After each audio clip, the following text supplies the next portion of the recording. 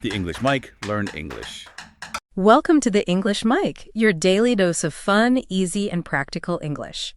Whether you're a beginner or brushing up your skills, we've got lessons, tips, and real-life conversations to boost your fluency. Speak better, sound smarter with the English Mike.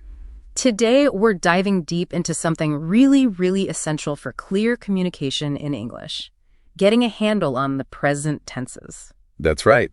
We're talking about how you signal when something happens. It's like setting the time on your English language clock. Exactly. Are you talking about right now or just generally? Understanding this really comes down to whether you're using your tenses correctly. Right. Now, the idea of tackling, all 12 English tenses at once, that might feel a bit overwhelming, like trying to drink from a fire hose. A bit much. So our mission today is, laser focused. We're going to help you get really comfortable with the foundational present tenses. That's the present simple and the present continuous. These are really your go-to tenses for talking about the world around you right now. And understanding the difference, even though it can seem subtle, is crucial. It's a real game changer. Definitely. While your first language might handle these concepts in, say, just one way, English often draws a pretty clear line. So let's start by looking at the present simple, like saying, I work. And then we'll compare it to the present continuous, I am working. Yeah, what's the actual difference simmering under the surface there? That's the key. That is the key question. So when you say, I am working, using the present continuous, you're generally describing an action that's, unfolding at or around this very moment. Like a snapshot. Exactly. Like a snapshot of right now, I am teaching as we speak, or maybe you are listening right this second. It also covers temporary actions, things that aren't part of your normal routine. Precisely. Now flip that coin. Go to the present simple, like in I work. This tense talks about things that are generally true about you. Okay. It could be your job, even if you're, on a coffee break right now. Mm-hmm. It also describes situations that are more or less permanent in your life. So saying, I work at the bank, that sounds pretty stable. Right. It suggests an ongoing, stable situation. Think of present simple as describing like a stable state or maybe your identity, something that defines you or is just consistently true. And the present continuous. That paints a picture of a dynamic moment or maybe just a temporary phase you're in. That's a great way to put it. So to boil it down, present continuous happening now or it's temporary. Right. And present simple, generally true or more permanent. You got it. Okay, let's really unpack the present simple then. When exactly do we reach for this tense? Well, there are about 5 main situations where present simple is your go-to tool. First up, permanent situations. Okay. These are things that hold true generally or maybe always, like we live in New York or he works at a bank. Right, so listeners, you could think, I live in wherever you live, or I work, whatever your job is. Exactly. Make it personal. That helps. Good tip. What's next? Secondly, we use present simple for routines. The actions that make up your regular habits. Like I wake up at 6 here every day. Perfect. Or I go to sleep at 11 arrow. The regular beats of your day. Makes sense. And what about things that are just, true, like science stuff? Exactly. That's the third one. Facts. Scientific truths or just generally accepted facts, like the sun rises in the east. Or the sun sets in the west. Can't argue with those. Nope. Universal constants. Okay. My mind's jumping to schedules now, like train times. You're right on track. Yeah. The fourth situation is schedules. Events planned for specific times. Like our class starts at 9:00. Or the flight leaves at noon. Yeah. Fixed points in time. Got it. And the last piece of this present simple puzzle. Lastly, present simple often hangs out with adverbs of frequency. Words like always, never, sometimes. Right. Rarely. Often. Those words tell us how often something happens. And they're a strong signal for present simple, like she always takes the bus. Yeah, those frequency words really are like little signposts pointing to the tense. Okay, so we know when to use it. Let's talk about how. How do we actually build these sentences? The grammar. Okay, structure. For positive sentences, it depends on who you're talking about the subject. Right. With I, you, we, and they, Yeah. You just use the basic verb, the base form. So I work, you work, we work, they work. Simple. But there's a catch, isn't there? There is. When the subject is he, she, or it, that's the third person singular, you have to add an S to the base verb. Ah, the famous S. That's the one. He works, she works, it works. Getting that S right is really key. Okay, got it. He, she gets the S. What about making things negative, like I don't work? Right. For negatives, we bring in helpers. Don't or doesn't. Okay. For I, you, we, they, it's don't plus the base verb. I don't work, you don't work, we don't work, they don't work.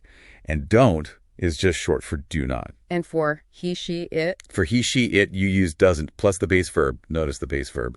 The S disappears because does has it.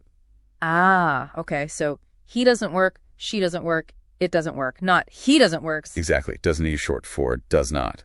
Okay, so do and does are our little helpers for negatives. How do they help with questions? Same helpers.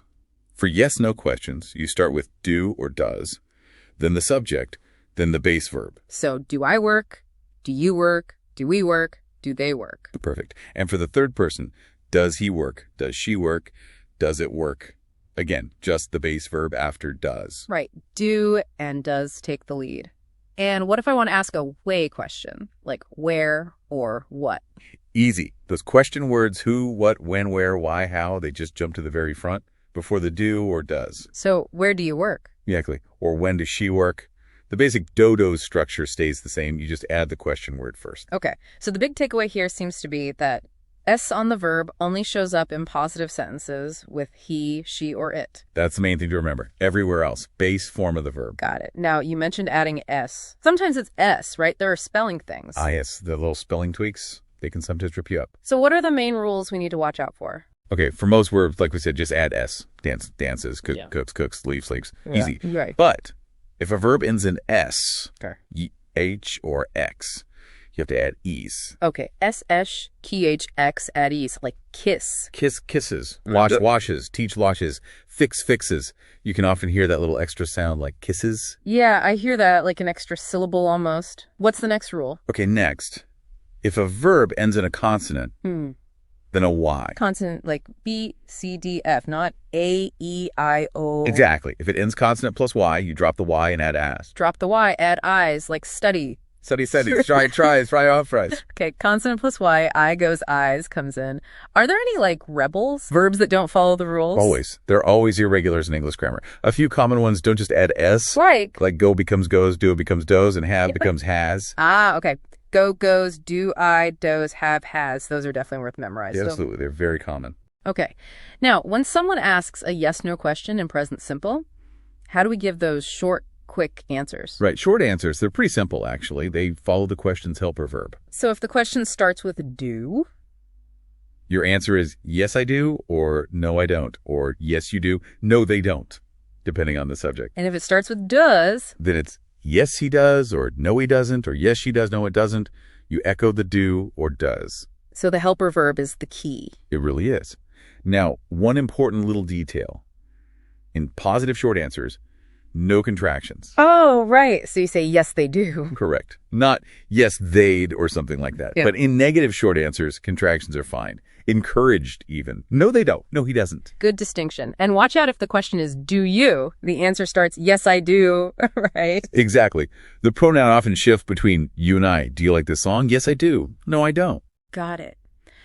Okay, we've covered the nuts and bolts of present simple. What are some of the common mistakes people make with this tense? Where do learners usually stumble? Good question. There are maybe 4 main areas we see errors pretty often. The first one is just confusing it with the present continuous. Right, using one when you need the other. Exactly. Like using present simple for something happening right now, or using present continuous for a permanent state. Saying, I live in Tokyo when you're only there for a month, for example. Or the opposite. That makes sense, especially after we contrasted them at the start. What's another frequent mistake? The second big one is getting the verb form wrong. Like forgetting the S. Forgetting the S for he shite is super common, like saying he liked pizza, or messing up the dodos and negatives or questions. Oh, like she don't like coffee? Yeah, or do he play guitar instead of does he play? Those little agreement things. They can be tricky to get right consistently. They can.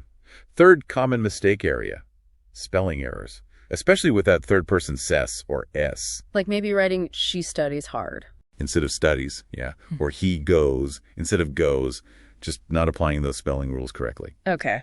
And the fourth one? Fourth is missing the helping verb, the do or does, in questions. Ah, like asking what time you finish work. Exactly. Instead of what time do you finish work, you need that auxiliary verb there. Those are really helpful points to watch out for. Okay, how about we try a quick practice?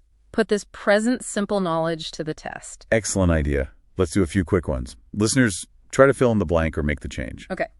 Number 1. I speak, but he. What's the missing verb? Number 2, they do, but she goes.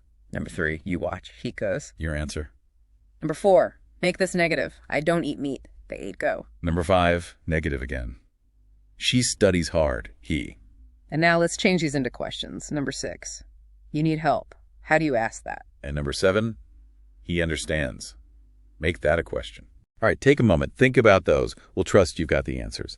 Now, let's smoothly shift gears back to our other key present tense, the present continuous. Yes, we touched on it earlier, comparing it with the present simple. Let's dive deeper. Right, present continuous. It's the other main way we talk about the present in English.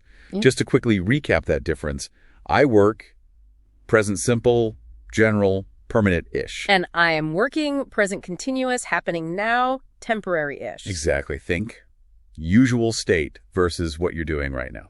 So how do we build these present continuous sentences? What's the formula, the recipe? The recipe is pretty straightforward. Subject plus the right form of the verb to be, am, is, or are, plus your main verb plus ing. That ing ending is the big clue, right? It's the signature of the continuous tenses, absolutely. Can you run through a few examples with different subjects? Sure.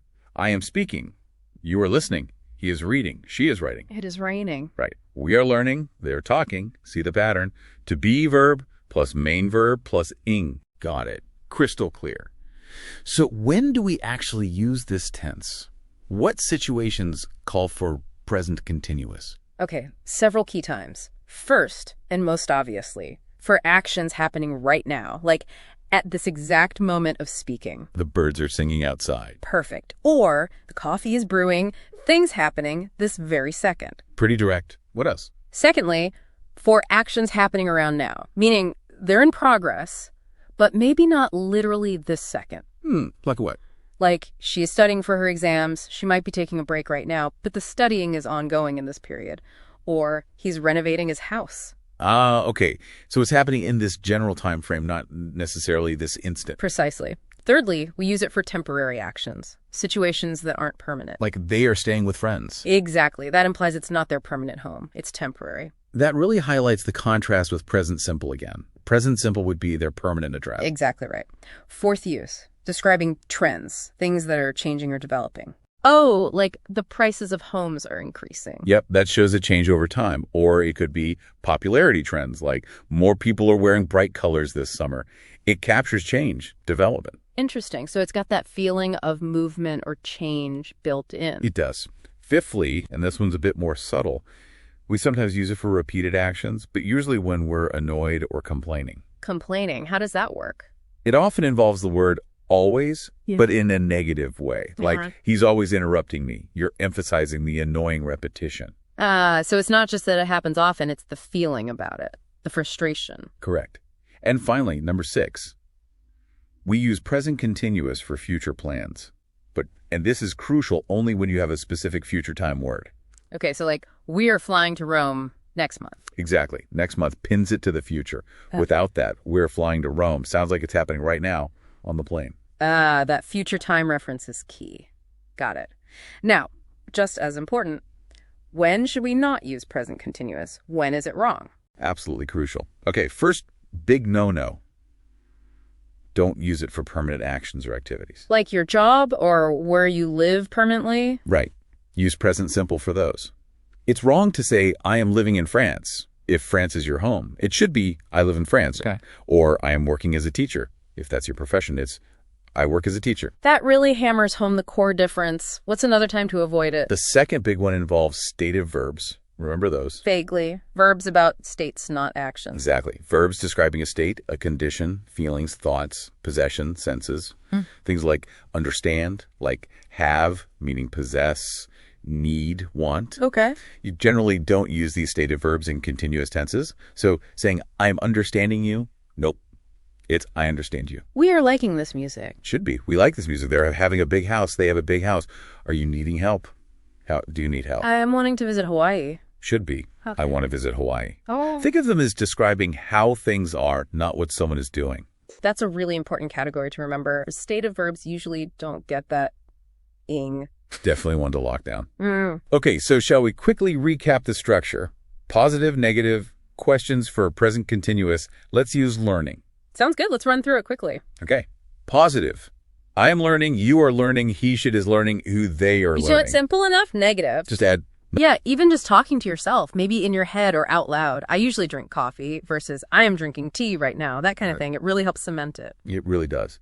And if you're feeling confident with these, keep going. Check out the next lessons in the series where we tackle other English tenses. Because getting these basic present tenses right is honestly such a massive step towards speaking English more fluently and with more confidence. Couldn't agree more. It's Yeah. foundational. And on that note, here's a little something to think about. How does your own native language handle time? Do you have similar distinctions between things you do regularly and things happening right now? That's interesting. Comparing how different languages slice up time, it can actually teach you a lot about both languages and maybe even how we think. Definitely food for thought. Thanks, everyone, for diving deep with us on the English Mic.